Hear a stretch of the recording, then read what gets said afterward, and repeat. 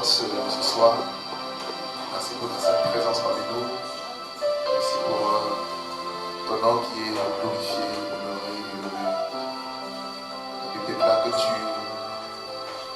es le seul et le véritable Dieu qui règne dans les cieux, qui règne sur la terre et sous la terre.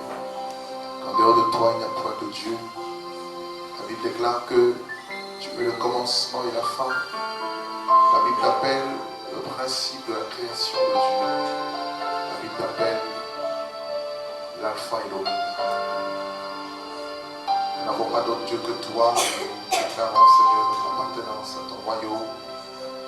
Nous bénissons encore ton nom pour l'œuvre de la croix, pour la délivrance que tu nous as apportée, Seigneur mon Dieu. La vie, la grâce, la bénédiction spirituelle que tu nous apportes, Seigneur, grâce à ton sacrifice expiatoire pour toute la croix. Présentons nos cœurs, nous répandons nos vies devant ta face, devant ta présence. Nous voulons te dire que nous avons besoin de toi en toutes choses. Dans le contrôle de nos vies, Seigneur. Communique-nous ta pensée, renouvelle-nous, ô Dieu, pour la gloire et la puissance de ton nom. Que ta main glorieuse soit constamment sur nous, Seigneur, mon Père. Je te donne gloire. Honneur, louange et puissance. À toi et à toi seul, Jésus. Alléluia.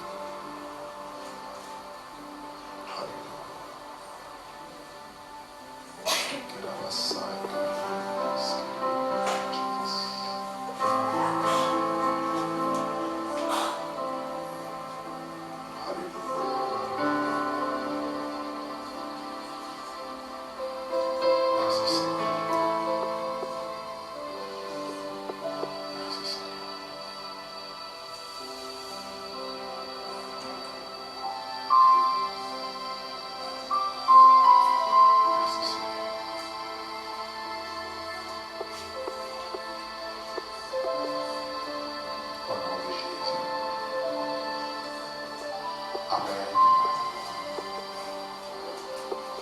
Comment ça va?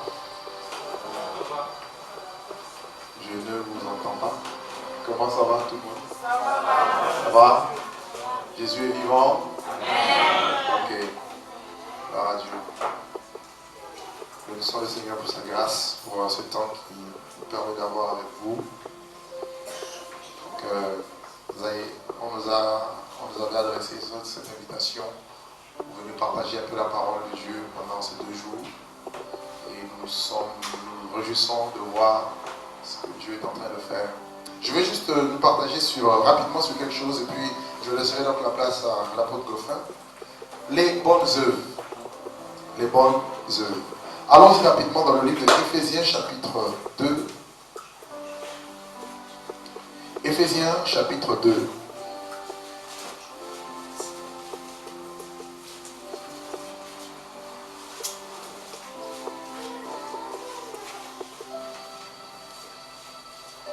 Nous lisons le verset 8 au verset 10. Éphésiens chapitre 2, verset 8 à 10. Il est écrit, c'est par grâce, c'est par la grâce que vous êtes sauvés, par le moyen de la foi. Et cela ne vient pas de vous, mais c'est le don de Dieu. Ce n'est point par les œuvres, afin que personne ne se glorifie. Car nous sommes son ouvrage, ayant été créés en Jésus-Christ, pour de bonnes œuvres. Voyez, nous sommes son ouvrage, ayant été créés en Jésus-Christ pour de bonnes œuvres que Dieu a préparées d'avance afin que nous les pratiquions. C'est une parole très simple, une parole très courte, mais qui renferme beaucoup de vérités, beaucoup de réalités spirituelles. Ici, Paul parle aux chrétiens qui étaient à Éphèse, à ceux qui avaient embrassé la foi chrétienne. Alors, quand vous allez dans l'histoire d'Éphèse, vous vous rappelez, vous allez vous rendre compte qu'à Éphèse, il y avait cette déesse qu'on appelle la Diane, que les Éphésiens adoraient. Vous voyez, nous sommes dans le livre de Actes. Si vous allez dans Actes chapitre 19, par exemple, dans Actes 19, Paul arrive à Éphèse et Dieu l'utilise puissamment. La Bible dira que Dieu faisait des miracles extraordinaires par les mains de Paul. au point qu'on appliquait sur les malades, sur ceux qui étaient malades, également sur ceux qui avaient des démons, les mouchoirs qui avaient touché le corps de Paul, et plusieurs esprits malins quittaient les corps, quittaient les vies.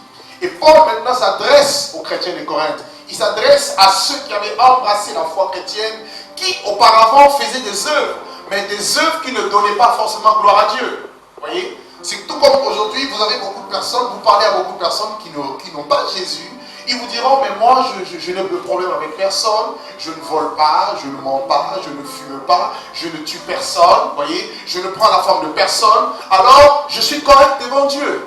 Ce n'est pas la réalité de la parole de Dieu. Donc ce n'est pas parce que tu as un standing, je dirais, une certaine moralité, que tu es pur devant Dieu, que tu es juste. Ou alors, ce n'est pas parce que tu fais des œuvres qui apparemment apparaissent aux yeux des hommes, des bonnes œuvres, que forcément Dieu t'agrée.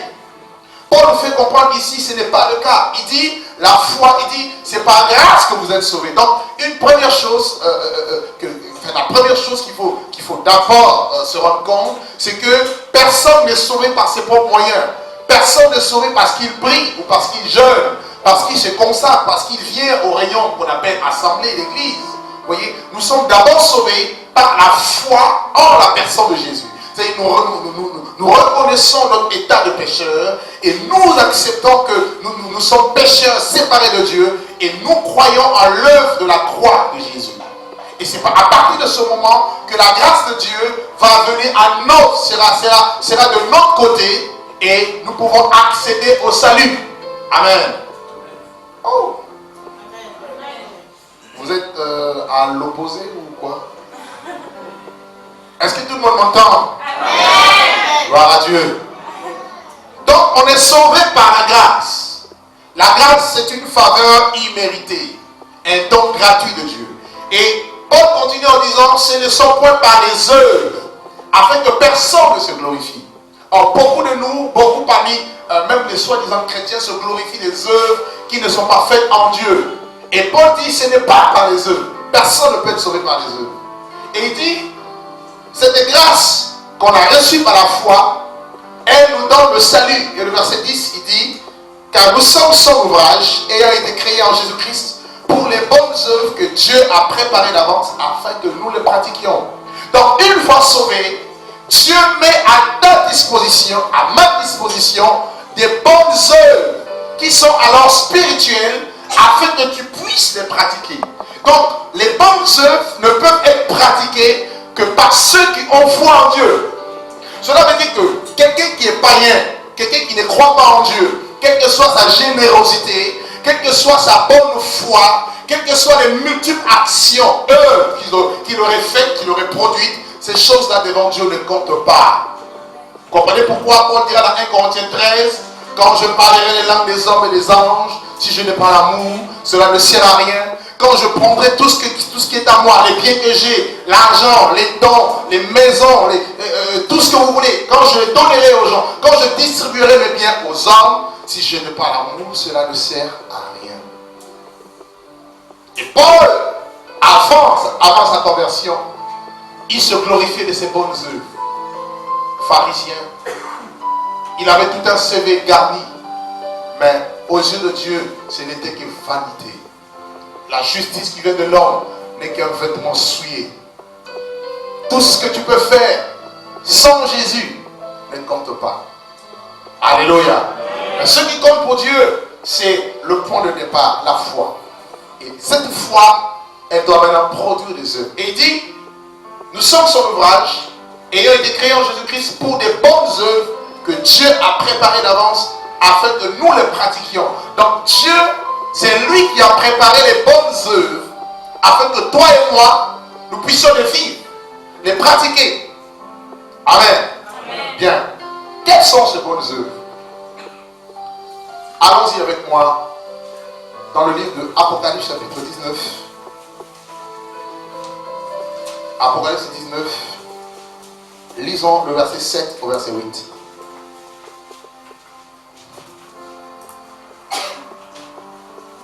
Réjouissons-nous et soyons dans l'allégresse et donnons-lui gloire, car les noces de l'agneau sont venues et son épouse s'est préparée Et il lui a été donné de se revêtir d'un fin lin, éclatant et pur, car le fin lin, ce sont les œuvres justes des saints.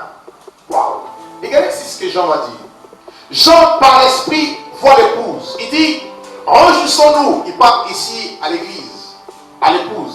Il dit, soyons dans l'allégresse et donnons gloire à l'agneau, à Dieu, parce que les noces de l'agneau sont venues. Et on nous dit que son épouse s'est préparée. Voyez? Son épouse s'est préparée. Comment est-ce que cette église, cette épouse, s'est-elle préparée? Parce que dans Éphésiens, on nous dit, Dieu a préparé les bonnes œuvres afin que nous puissions les pratiquer. Et ici, il dit, son épouse s'est préparée. On va comprendre. Or, dans le livre de 2 Corinthiens, chapitre 11, 2 Corinthiens 11, le verset 1er au verset 2, Paul dit, oh, si vous pouviez supporter un peu de folie de ma part, supportez-moi.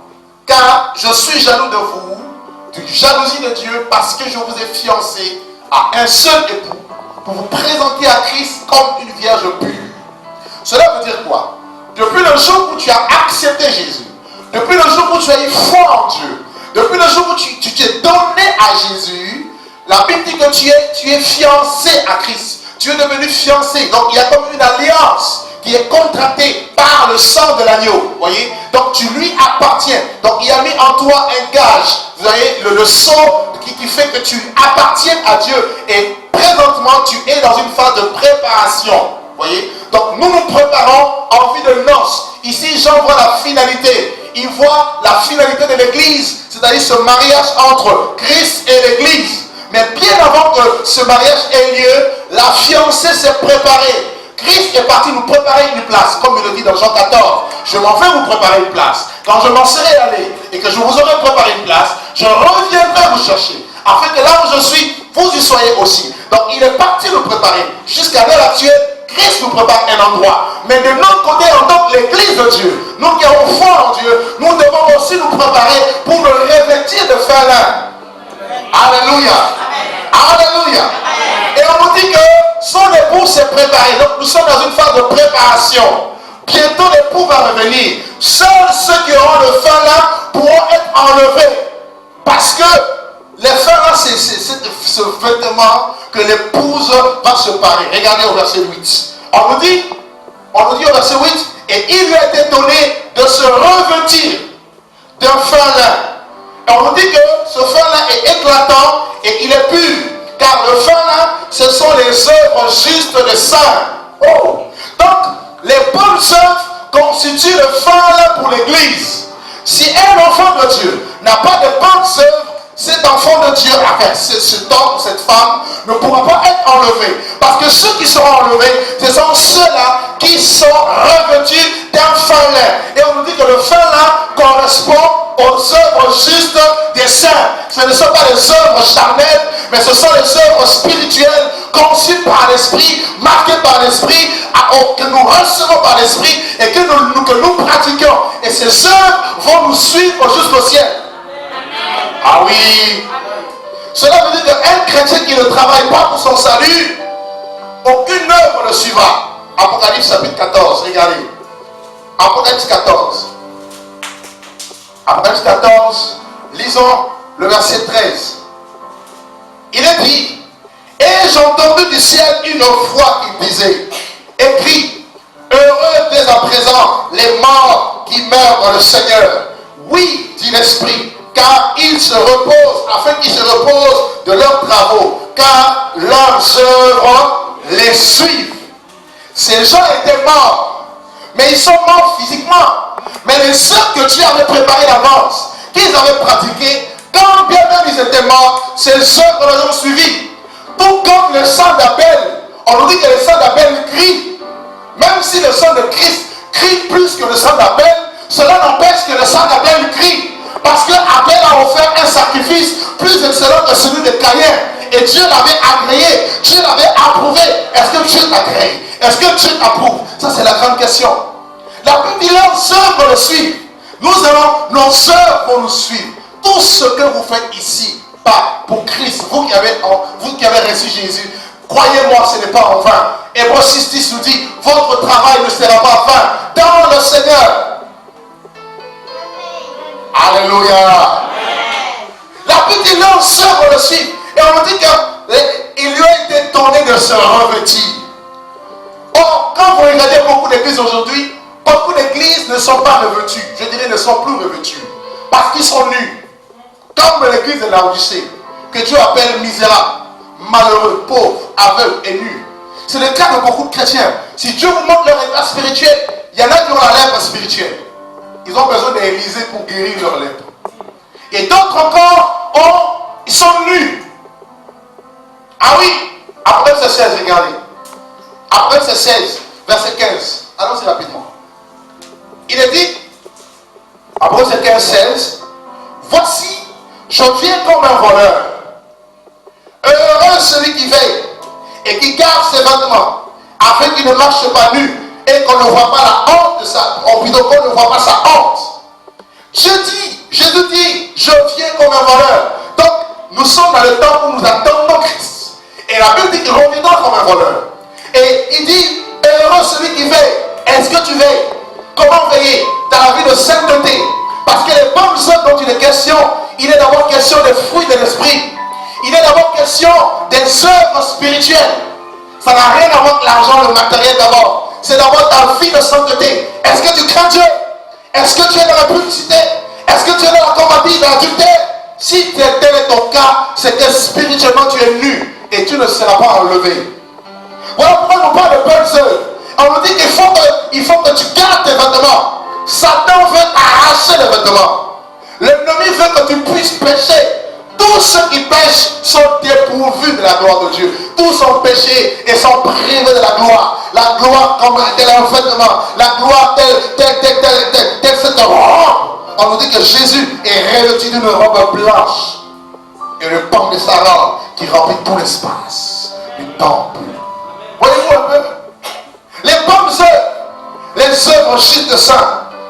On nous dit que ce fin-là est d'abord éclatant, c'est-à-dire lumineux. Donc, nos œuvres vont être faites dans la lumière. Parce qu'il y a les œuvres des ténèbres.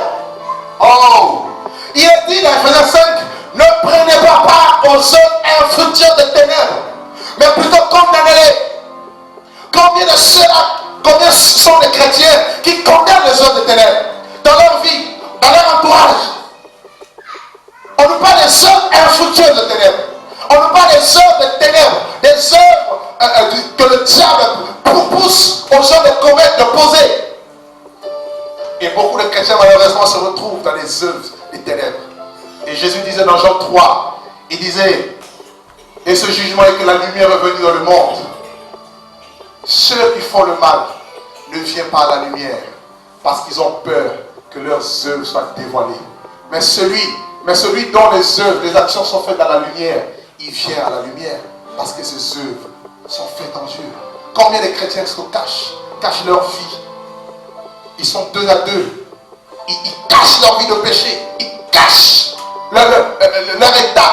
Regardez lorsque Adam a péché, le premier réflexe qu'Adam a eu, c'est de se cacher. Quelqu'un qui est dans le ténèbre, quelqu'un qui a les œuvres des ténèbres ne peut que se cacher, ne supporte pas la lumière, ne supporte pas la parole, ne supporte pas la vérité. Mais celui qui fait ses œuvres en Dieu n'a pas peur de la lumière. Il vient à la lumière parce qu'il sait que la lumière est en lui. Alléluia.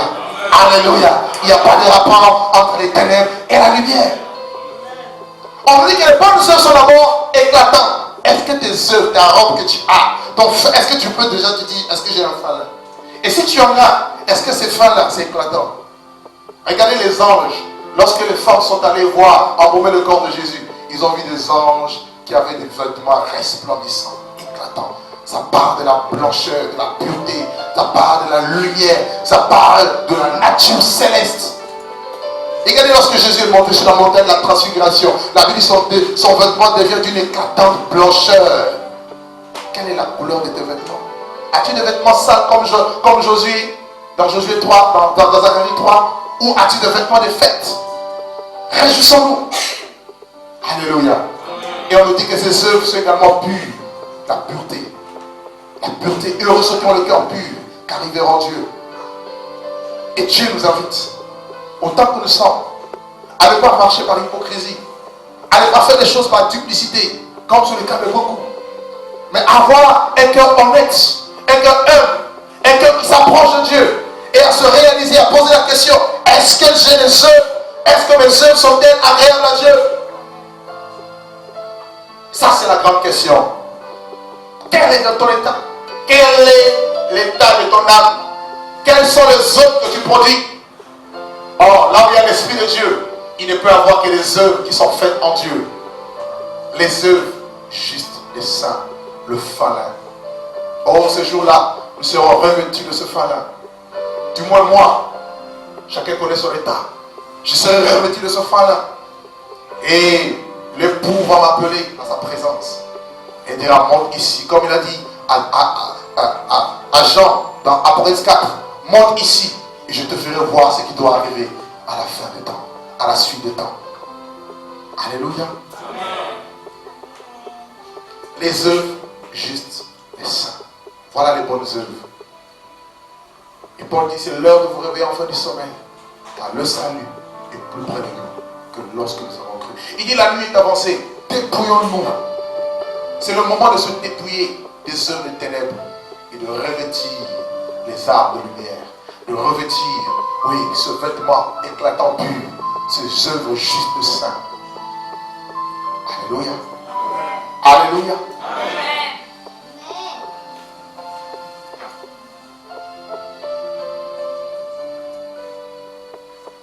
Quel est ton état?